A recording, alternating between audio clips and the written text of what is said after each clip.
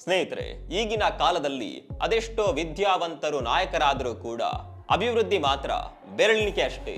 ಆದರೆ ಇಲ್ಲೊಬ್ಬರು 10ನೇ class pass ಆದ ವ್ಯಕ್ತಿ ಒಂದು ಹಳ್ಳಿಯನ್ನ ಭಾರತದ ಎಲ್ಲ ಹಳ್ಳಿಗಳಿಗಿಂತ ಸ್ಮಾರ್ಟ್ ಹಳ್ಳಿಯನ್ನಾಗಿ ಮಾಡಿದ್ದಾರೆ.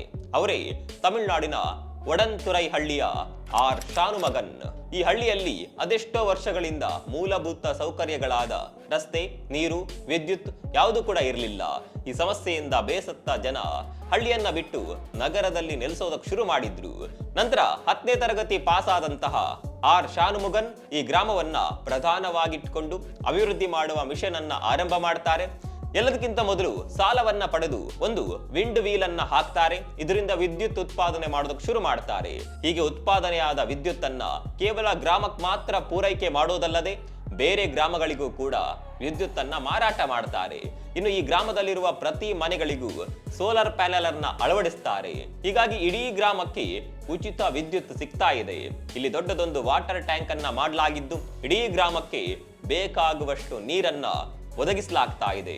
ಶಾನುಮಗನ್ ಅವರ ನಿರಂತರ ಪ್ರಯತ್ನದಿಂದ ತೀರಾ ಹಿಂದುಳಿದ ಒಂದು ಗ್ರಾಮವನ್ನ ಭಾರತದಲ್ಲೇ ಅತಿ ಹೆಚ್ಚು ಅಭಿವೃದ್ಧಿ ಹೊಂದಿದ ಗ್ರಾಮವನ್ನಾಗಿ ಪರಿವರ್ತನೆ ಮಾಡಲು ಸಾಧ್ಯವಾಗಿದೆ.